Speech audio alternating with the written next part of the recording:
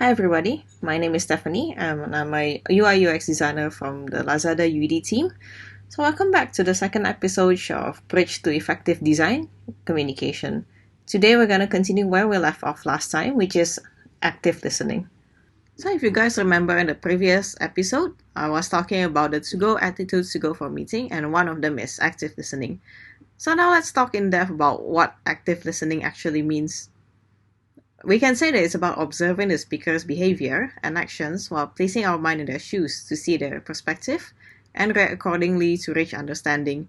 Meaning to say that you don't just gather information by listening, but you also try to gather more information by observing their behavior. For example, if the person is very excited or very nervous, the way you approach them will be different as well. People who are excited can absorb ideas easier than people who are nervous. By observing all this information and then add it to your own agenda that you want to communicate with the person, you will able to find efficient way to get your message across. Imagine having a very long 3 to 4 hours meeting, and then the meeting itself is about deciding a shopping cart flow for an e-commerce website. So maybe the stakeholder wants it to be easier and faster to use, because perhaps they had a feedback from the users that it wasn't that easy, and then the drop-off rate for each user is very high. There are a few actions that we can do to actually gather the ideas from these people, and I will just divide it into three simple parts. One is listening, and then second will be about asking questions, and thirdly in answering and giving suggestions. In listening, as I mentioned before in the previous episode, body language cues is very important.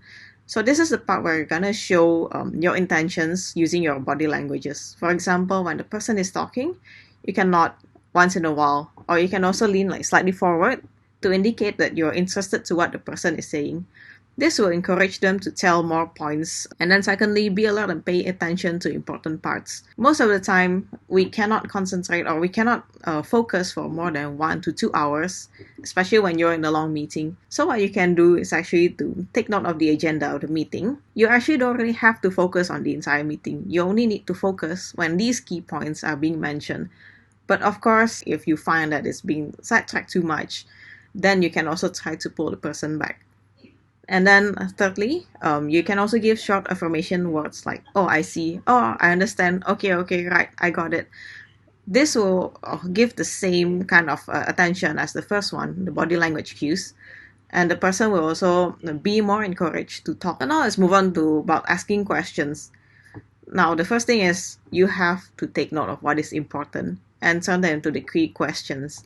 Try to ask an open-ended question, especially when you're still not sure about what the person is saying. Sometimes we also don't really have an answer to some of their problems or ideas that they have. And maybe when they say it to you, they also haven't really processed it thoroughly. And by you asking them open-ended question, it actually makes them think back about their answers, and they will also give you more feedback about whether they really think this will work or not. Or it will just be like a spontaneous idea that they have. And then another part that you can do is to show concerns when you're asking. So in the sample question I have here is like, I understand where you're coming from, but if we make our users go through 10 pages to make payment, I worry they will stop halfway and it will decrease user retention. Do you really want to do this? So there are two things that you can take note in this question. The first part is you affirm that you know what they're trying to say or what is their objective basically. But at the same time, you show concern because maybe you're also not very sure if this will work. And you throw them back the question in a form that by doing so, this idea that you have might not actually help you reach the kind of objective that or the kind of results that you want to have. If you do that, you can convince the person more to understand where you're coming from, and they will also think that you're not really being aggressive about your own ideas, because what you're trying to do is just to make them think back to their points. And then now, when you're answering questions and giving suggestion, you have to give a background to your thoughts, or why you have this question in your mind. This is actually more for helping the stakeholders to reprocess the things that they have in mind to identify if this is the real problem or not. But of course, us as a designer, we just wanted to make sure that they know what they are trying to do here. So by doing this, instead of you questioning them or making it sound like you don't really trust them, you make it seem like you just want to know more about their point of view. And then you can also try to relate to them more, feel like you want to understand them further by sharing similar experience. For example, oh yeah, we did encounter a similar problem before, but back then how we handled it was like this. In your case, we can do this to make it better. By doing this, you're being genuine to the speaker and also the stakeholder by mentioning that yes, you do have an experience in this, but it might not be perfect, but you did try your best, and in the future you intend to improve it by doing several steps. It shows that you are willing to improve. And then last but not least, this is very important, you have to validate the speaker's sentiments, because oftentimes whenever we hear our clients or stakeholders complain, we don't really take it seriously. We just thought them, you just don't really understand the user, that's why you're saying this. But all in all, they still have a concern. It's a real emotion, it's a real feeling, right? If you validate them, people will also feel closer to you. They feel that they can trust you more because you're trying to understand them. So from all this exercise, right, by doing active listening, you're not trying to be the smartest person in the room by trying to answer all the questions, but it's about recognizing others' thoughts and helping them to process it further to reach a conclusion.